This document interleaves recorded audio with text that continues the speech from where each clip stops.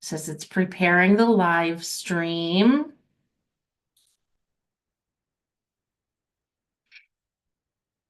Setting up your meeting. Says it's preparing the live stream. And we are on. Okay, so setting up your meeting. Oh, now I gotta shut. Says it's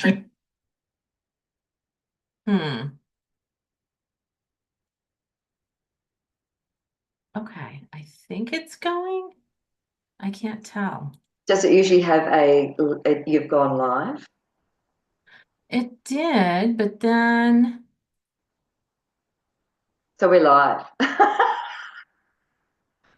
we must be live. I can go back and edit it though. So Perfect. it's getting used to this technology and things shut down on me, but I can go back and edit this little section out. Um, so all right. Well, we're gonna go ahead and get started here. Welcome to our Fireside Chats for Future Ready Instructional Leadership. I'm your host, Dr. Donna, and I am thrilled to have you here to meet yet another visionary educator. Now, imagine yourself by the fireside, a comfortable place where sparks of inspiration ignite and ideas flow freely and connections grow stronger. In each episode, I introduce you to more thought leaders in education where we engage in dialogue about the challenges we're facing and the opportunities that we have ahead of us, along with the bold ideas that are shaping the future of learning. So grab your coffee, get comfortable, and join us as we dive into another powerful episode of Fireside Chats. Together, we'll explore ways to ensure every learner thrives with an education that is meaningful, engaging, equitable, and relevant. So today I have my good friend, Marg Lange, who is a global award-winning top business strategist and director of Get the Lead. Sought after by many industries for her out-of-the-box thinking and effective life-centric strategies for business growth. Originally, Marg graduated as a home economics secondary school teacher, majoring in food and nutrition, health, and human development, which after 11 years saw her build the leading home economics department, which was the envy of all the other schools in the suburbs of Southeast Melbourne. So successful was Marg's approach to learning that her home economics department had more time on the timetable than math as students lined up to take more than one of Marg's units of study. Marg's ability to connect with the most disengaged students, create life-centric, relatable programs catering for individual differences, saw her department grow threefold in 2 years with her at the helm. Leaving teaching in 1994 to open her own event management business with her husband, Marg has never lost the love of teaching. Subsequent businesses that she opened saw Marg run educational workshops, master classes, and an online academy, which I actually had the privilege of enrolling in 2022 and learning how to be a master connector or a super connector. In 2024, Marg decided to go back into the classroom after 30 years of absence as part of her own market research to understand the broken educational system and failing literacy rates, which has been dominating media headlines across the world for years. In her time in both government and private schools in 2024, Marg discovered something much worse, something that's not often talked about in the media. The diminished capacity to focus caused by the addiction to smartphones and screen-based learning, which is building a growing generation of digitally addicted children who have little or no human connection skills when they leave school. So here to speak on this topic with us, the topic of it's time to digitally detox our classroom learning. Please welcome Marg Lange.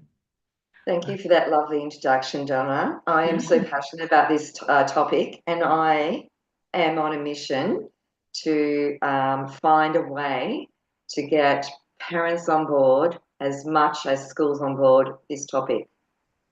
Yeah. Well, it's an important one, right? And with the technology advancing as fast as it has, we've become more and more dependent on our phones, myself included, right? And I was so, just thinking about this before we started, coming on today, and me as well.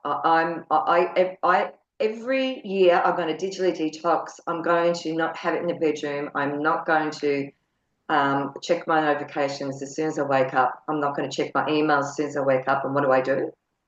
I check them.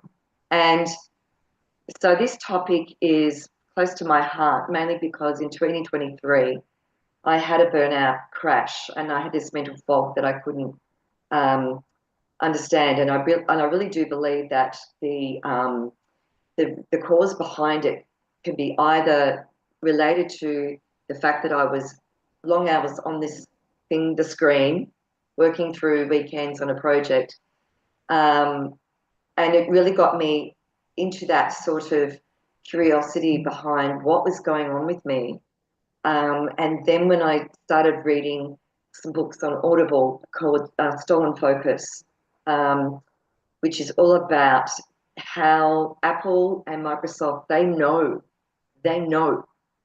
what it's doing to us humans of all ages, and they don't care because the job of them is to find different ways to keep our eyeballs on screens because they sell more products and they don't care.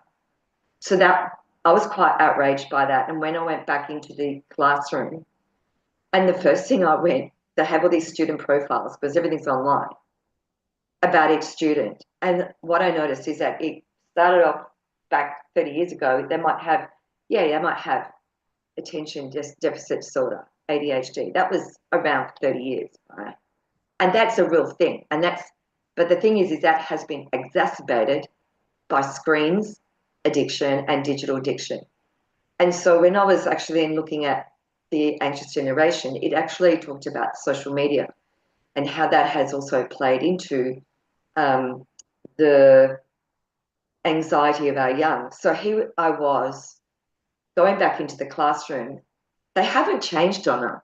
Kids are still kids, but their capacity to focus and what they are doing in class when they should be doing work because COVID has sent everything online.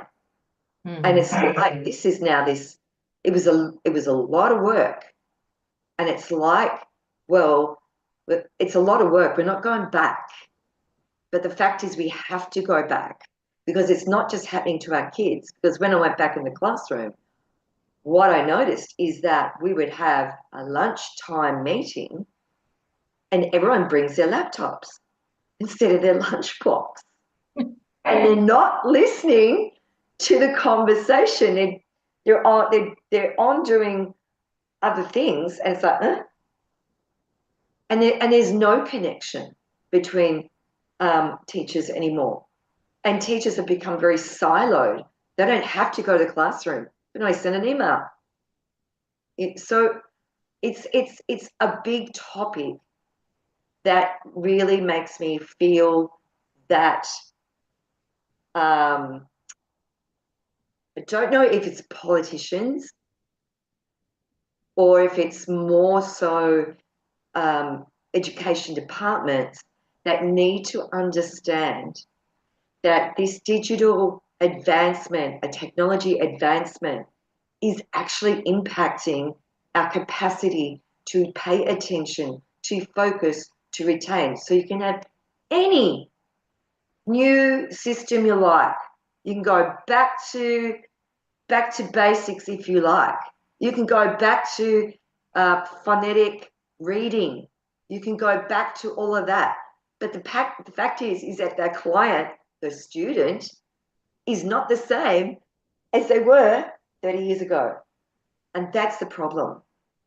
yeah, and I've noticed in my time in schools, you may have noticed as well, or maybe something different, that even students who are sitting together, many times they're on their phones rather than sitting and talking with each other. You see it in restaurants, you see it in other public spaces where two people are sitting there next to each other, with each other, they came together, but they're not interacting with each other. So are you seeing similar things in the classroom too? Yeah, back in Australia here, we have a no phone policy, so they have to put it in their lockers. And I was actually talking to Forrest Brosnan, who has this digital detox tool, which I'll talk about with you later. But he said in America, the problem is that phones are uh, desired in the classroom in America because of the gun shootings, and it's the parents that are contacting their kids to see if they're okay, more so than anyone else. It's not like the child is contacting the parent, it's the other way around. Here in Australia, we don't have gun shootings, and so we don't have the necessity to have that contact with phones, although parents still are helicoptering their, this is a big topic, going from free range to helicoptering um, their their daughters and their sons. So in our school system, it is more the video games, and not only that, it's also the self-directed learning, which is really becoming what I think is a little bit lazy on the teacher's behalf, where it's like, get out your laptop. I want you to click on this link. I want you to Google this. I want you to Google that. And I want you to find out some information. And then the teacher sits back and goes around the classroom or it's death by PowerPoint. Mm-hmm. And I call that death by PowerPoint because it's just easy just to put up. This is our learning intention for today. This is the six success criteria for the outcomes that we're trying to achieve. And then on goes the PowerPoint, and it's boring as batshit, honestly. So you've got a situation in our country where when I first went back into the classroom, I was on a return to teachers initiative. And what I had to do is I had to observe the first term, which is 12 weeks. So I was in the classroom in a variety of classroom settings in a government school in shock horror because I'm up the back. So I see everyone's laptops. So the teachers talking, they're not talking to each other. They're actually on video games playing because they're addicted. But you're right in terms of when they are together and they're on their phones together. That is true because anytime there's collaborative work, what I saw is the earbuds go in, and let's say group one, you're doing this, earbuds are in, and no one's talking. That's not collaboration. I also found that when I would do group work, and if they're not in the friendship group, there was a resistance. Now, it was like, well, my friend's over there, so I'm going to be doing this, looking at them. And instead of contributing to the group work, I don't really know that person and I don't really know what to say. So I just sit there like this. And that's why I know that when these kids leave school and they get into an office, that's the same scenario, Donna. Mm-hmm. A group of strangers, teamwork, and what are they going to do? Are they going to do this? Right, right. And I think a lot of what you're saying, we do see here in the States too. We have some schools that have a no cell phone policy and the kids are supposed to put it in their lockers when they arrive to school. They still get snuck through. We have some teachers that'll collect the cell phones at the beginning of class, right as the students walk in the door. But then we also have teachers who build relationships with their students and say, I get that sometimes you're going to have an emergency, but during my class, unless I say take out your cell phone because you're going to respond to a prompt that I've got and your information is going to go right up on the board like everyone else's, your cell phones are not being used. And so we have this mixed bag of things that are happening with these digital devices. And, I think there's two pieces that I want to get at with you. One is really, so we have to teach kids, explicitly teach students how to communicate with each other and work with one another and collaborate, what that really needs to look like to prepare them for the future. And at the same time, we also have to be teaching them how to use AI responsibly and how to research responsibly and how do we use technology as a tool because they need all of that out in the real world. There was a time where you needed some tech skills and you needed to collaborate. Now you need both. And so we have to teach Exactly. both. And how do we balance that? So you can take whichever direction you want to go in, but does any of that resonate with you? And how do you approach those situations? So, okay, so what did I do? When I went back into the classroom, given the fact that I was horrified that there was anything from neurodivergent kids to Asperger's to ADHD, and I when I arrived at this school, I was a replacement teacher after I did the observation, and I had 14 kids in the class, and it was food tech.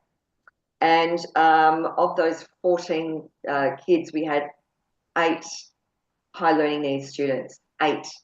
That's over half. And so what I was dealing with was a mixed bag of attention spans, capacity to engage, and also a diminished capacity to pay attention. So what the first thing I did was I decided that all my theory classes were not going to be just me and the screen. So what Mhm. I did is I started mixing up my classes. So if they saw me twice a week for theory, then in those classes I would do one where it was absolute don't need your laptops today, put them over there, put them over there. And then we would get into, I would actually put the classroom into more of around like the fireside chat, Mhm. and try and introduce the topic that or the points that I wanted to get across more so as we're just sitting here having a lovely chat. Now, of course, there was difficulties with that because they couldn't stay on task. So then I had to then think about how I would change that around. So I've got part digital, part non-digital. And so what I did is I created this thing called Who's Going to Be Miss Lange's MasterChef Challenge, which was all about me being able to turn around the behaviors and use the motivational tool because in this digital world of Microsoft and Apple, they've used this thing here. They go into these little rooms and they have a group of people who understand Skinner's dogs. I don't know, they have pigeons, cats, dogs, doesn't matter. But their job has been, that's why we worked out, we had the notification, z, z, z, z. Ah, you take it out, right? So I had to try and work a way how I was going to, because they get a dopamine hit from every time they're on their devices. So I had to try and find a way of getting a dopamine hit from winning a $60 voucher as Miss Lange's MasterChef extraordinaire. Um, that would give you a voucher to go and take a friend to the movies with popcorn and Coke and all the rest, right? So $60 is a lot for a semester. And so I'd have this leaderboard, they'd come up and they have a leaderboard. Now, what did they have to do to get points? One, they had to show me that they finished their work at the end of the class. So it sort of motivated them to try and beat this addiction of wanting to be over here on their video games and stay on task. That's the first thing. So I started to create a change around the motivation. Rather than being motivated to be on there in the computer and doing video games and addicted, it was like, I really want to go and win that voucher because we know that kids are truly competitive. So that was the first thing that I did. they had to bring all the tools ready for learning, their readiness for learning. They had to demonstrate that. And even when they go, oh, that's not good, such and such as well, come eating, blah, blah, blah. And I'd say, well, it pays to do your homework, because it's also, if you do your homework and you hand it in on time, you get a point. And even better, you get bonus points if you come up to Miss Lange's hot seat. So do you remember when Shelley used to put us on the hot seat? Yeah. And because Donna and I were in a networking group, and there was a thing called the hot seat. So I took that idea about the hot seat, and I would just set random questions out of nowhere from any class. And I go, shh, don't help them. 3 bonus points if they get this right. Now, what was interesting is that the group of friends would be wanting to help. It would put them on the spot. It gave them that sense of having to speak confidently and think about what the answer was to get 3 bonus points. And what I found as it went along, we went from, oh, I don't know, get on, I don't care, to actually now I want to catch up with my friends. So I was starting to change behaviors through this process of, and I was doing it non-digital. Yes, I had MasterChef leaderboard up there, but everything that I was doing was basically non-digital. And I would do that at anytime I had a break in class, I finished early. So I'd say, all right, we're doing hot seat. And I'd have a little sign, come up to the hot seat, such and such. And I'd think of a random question about the content that we were doing. And that also gave me an opportunity to capture data on how much they're retaining. And what I found as I went along, and they were getting more motivated to be off this and more on the prize, the behavior and the focus started to change. And so did the vibe, the energy, the collaboration in the because so one year A class, because they weren't working well with their partners, I put them with everyone that was a stranger. And honestly, there was resistance. But when I gave them, funny team names, and whether the team, then these strangers who were not wanting to be together suddenly over time wanted to be the best friend and their stranger. And I started to turn this around. So that is one thing that I did that I believe worked well, because one, I got them to focus a little bit more. Two, I tapped into their competitive streak. And three, I started to get them to collaborate with a stranger. And in fact, in the very last session, it was, you can get 6 bonus points. So anyone that's down the bottom, you've got a chance to win here. All you have to do is submit this at the end of the class. There's 1 point. Come up to the hot seat with your partner, 3 + 3, 7 points. And one kid who has very little focus, doesn't, and was doing nothing with, with the best friend, collaborated with this stranger who he rarely talks to, and he stole it at the last minute to the whole class went, no, I won, no, it can't be him. And it was perfect. It was perfect because that kid coming last snatched it right at the end. So that sort of covers both the ways that I think in schools that we can start to prepare our kids by giving these opportunities to be with someone, who's not your best friend, to find ways to get them to work together because it's in their interest.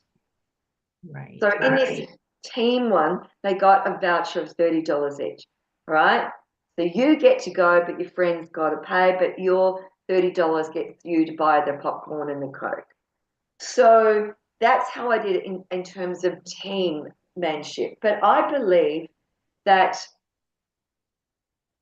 I am looking for a digital detox program out there, because if there is a habit that we have formulated, Donna, to pick this thing up, and it's a habit, we can manage this by creating small snippets of opportunity of habit to build into our classes. Say, I don't know, what is the average uh, class lesson in America? They're probably like us in Australia. We have anywhere from 50 to 65 minutes to 70. What's I would say most are probably, if they're on a eight or nine periods a day, they probably have about 40 to 50 minutes in a class period. Sometimes more if they have an extended or a different type of schedule. So, okay? So in that case, what I'm looking for, and I don't have the answer yet, because I'm looking for the digital detox program. But I was reading somewhere that if you could have a break after 20 minutes, because even 10, because seriously, all my research that I've done in listening to this stolen focus, which has been designed deliberately by the owners of this, which has pretty much ruined everybody's focus, that the average college student in America can only stay on task, I think it is at the moment 90 seconds. And I wow. think the American adults 3. And that's before your context switching, and you're going to actually, I'll just send that text to, actually, over here, I should have been doing this. This is the attention deficit of us all. Mhm. The fact is that a goldfish has an attention span of 8 seconds. We have an attention span when someone's talking of about 5. And we know that to be true, because have you noticed that on LinkedIn, or anyone who's doing video marketing says our videos need to be 30 seconds, otherwise you're going to lose them, and you've got to get them in the first, 5 seconds, otherwise you lose them. Well, that's the evidence. The amount of people that will say, oh, TLDR, too long, didn't read. Well, whoever's coming up with these 2-minute videos or 30 seconds, or now you had your 1-minute pitch, then it was 30-second pitch. Oh, well, let's see if we can beat that pitch, right? Has now, unfortunately, created this habit that if you have not got hooked me in the first few seconds, I'm not interested. Mhm. So if we can build it into our classrooms, the ability to have a break that is able to get us to get off the screens, whether we get up and stretch, or we do something that, and this is what I'm trying to find out there. So anyone listening, if you've got the answer, please contact me. But something that does make your brain refocus, because in the Stolen Focus book, unfortunately, giving a child this at 10 years of age is actually rewiring their brains. It's scientifically rewiring them. So now we've got a population of brains that have been rewired. And just like anything, we want to lose weight, we want to win the triathlon. I am certain that there is a capacity for our brains to go back to where they were before they were rewired through a management of our relationship with our digital devices, and building in these small intervals of habits where we then are not so completely focused. I don't know about you, but I can go a whole day without drinking water or eating if I'm engaged on, Mhm. and it's not good for the body, it's not good for the brain. And so I know I can be sucked in. So if if we as adults need this as much as the kids, right? Because imagine a teacher who's started the day as we do, checking notifications, answering emails, having to do that quick update to keep yourself compliant with the OH&S, the all those different online learnings. You know, we go in with diminished capacity to teach. Is the Yeah. problem? So I just really feel that if we could find this program that has measurable results, and that's what I don't know if it's a psychologist, but anyone out there listening, please send it my way because I think I would really like to make this policy in classes. Yeah, I think you touched on a lot of different things over the past few minutes. And one of the things that I'm finding very notable, because I hear a lot from educators that the kids aren't engaged, they can't pay attention, they can't this, they can't that, they're different, they're different, they're different. But what I hear from you is, yes, they're different, so I'm going to do something different. I'm going to work on retraining their brain. I'm going to work on creating those dopamine hits. So you've really looked to the brain science and how you change behaviors rather than just saying the kids can't do this, so let's continue doing education the way we always did and just hope that the kids are going to change. The technology's here. It's not going to go away.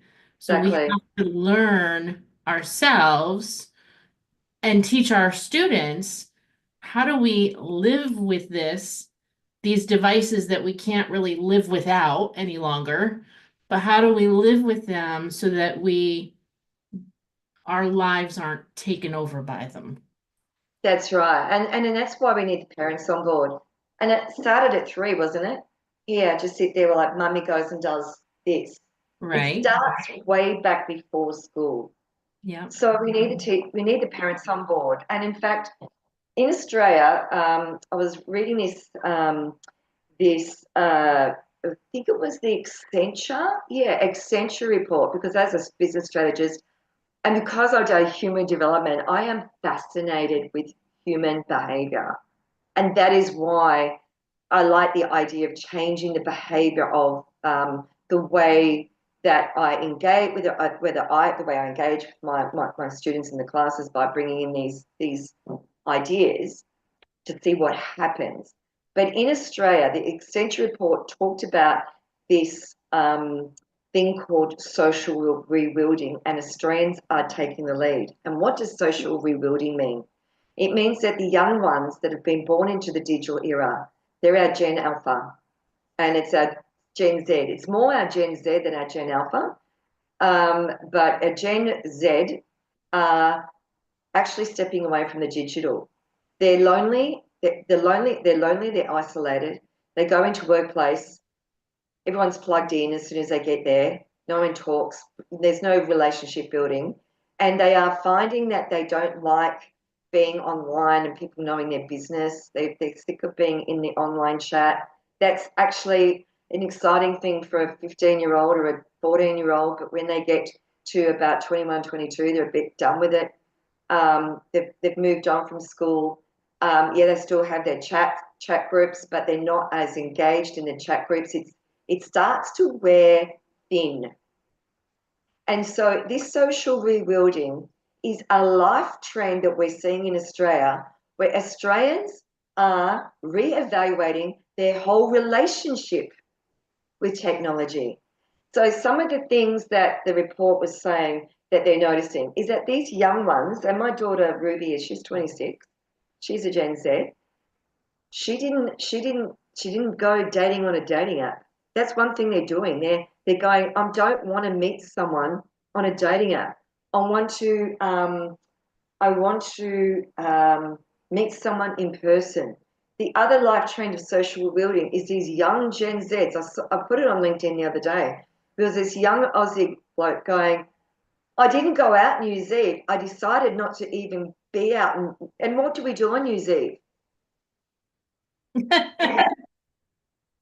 And someone goes, mate, you didn't miss anything, because he says, I've got life goals.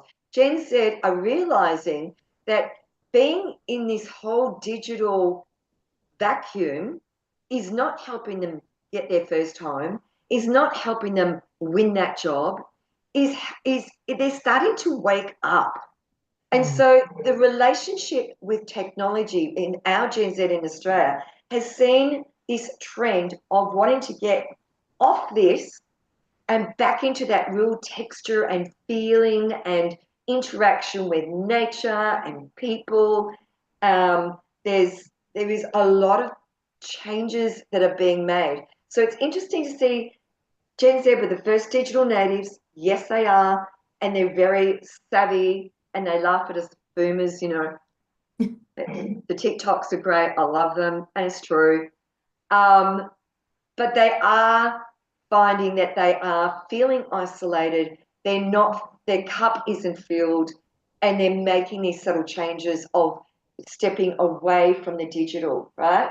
Now we've got our Gen Alpha coming through, who had again been raised in the digital, but they're now going to be more so savvy, more digitally, even more savvy than Gen Z. And so the risk here is that will they go down a rabbit hole of even more damage to their brain as AI comes in, where they don't have to read, they don't have to think, they don't have to speak. They've got that to be, sort of like done for you. And then you've got the Gen Beta, which are currently, I think, 0 to 3 or 4 years of age, who are now growing up in an AI world, which, can I do a bit of a scoop here, Donna? Go for it. An ad break? All right, so we're having a global summit that bringing to Melbourne in 2025.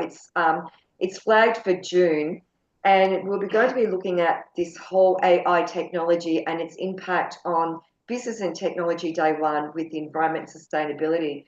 But I can't wait to get to day two, because day two is all about health and well-being and education. What are we setting our kids up?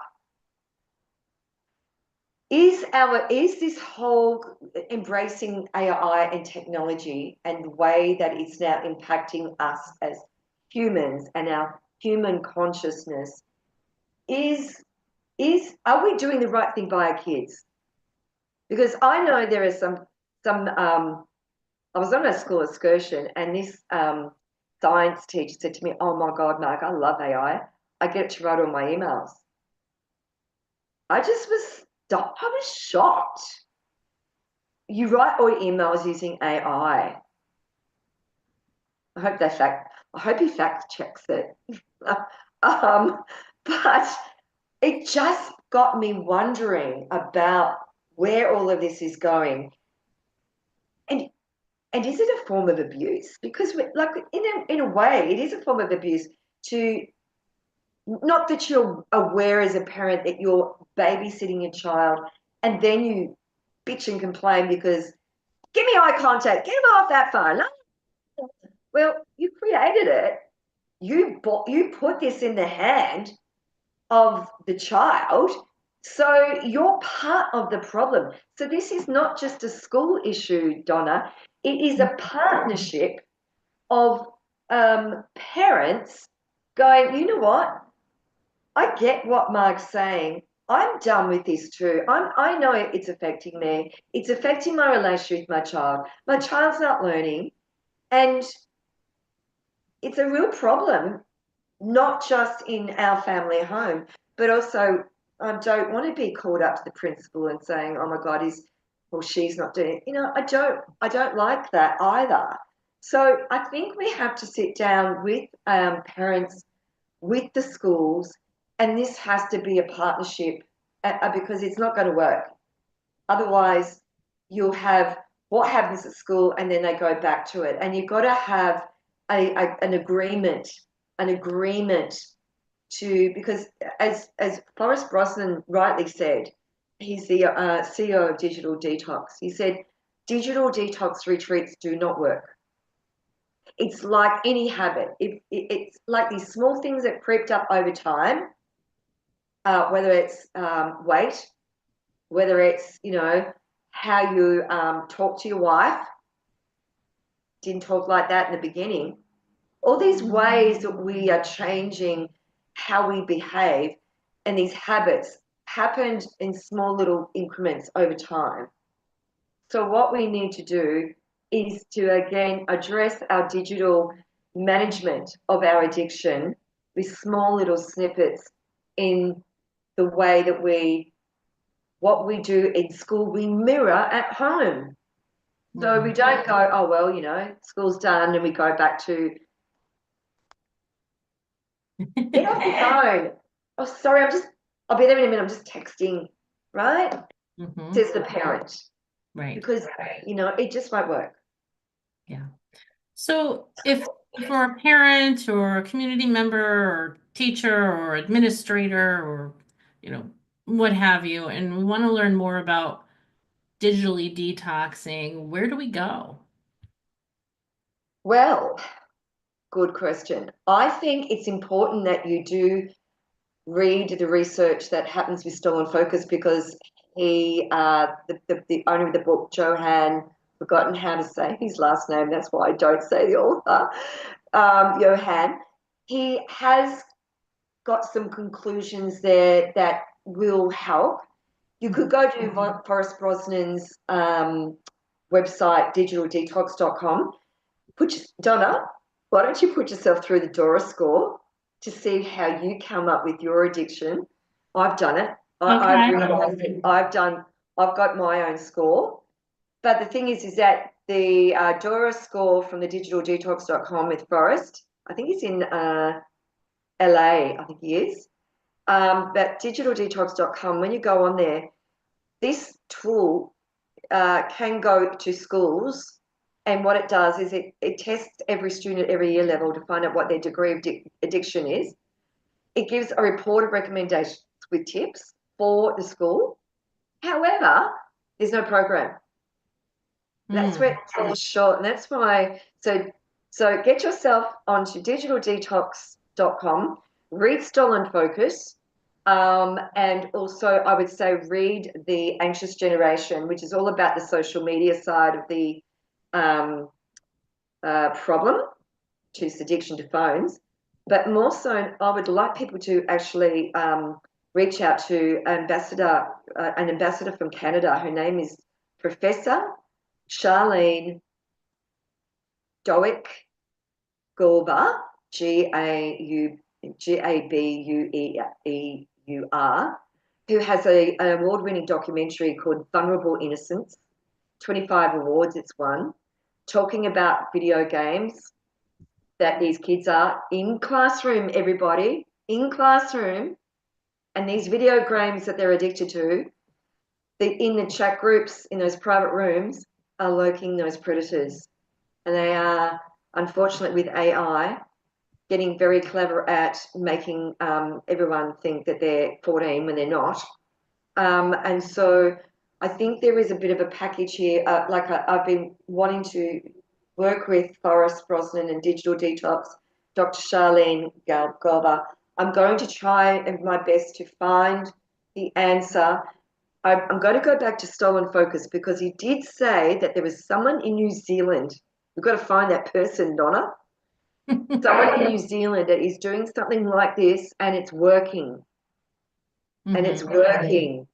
So I would really like to, because I think if we can understand that our kids are digitally savvy, they get around the school servers to get on the server that allows them to play video games and chat to predators when they really should be doing their maths work. Yeah, our students are really savvy, and even the best network security settings that you can put on, kids are able to find their way around it. They are really savvy. They are. Pretty incredible. So that is, and if you want to help me out.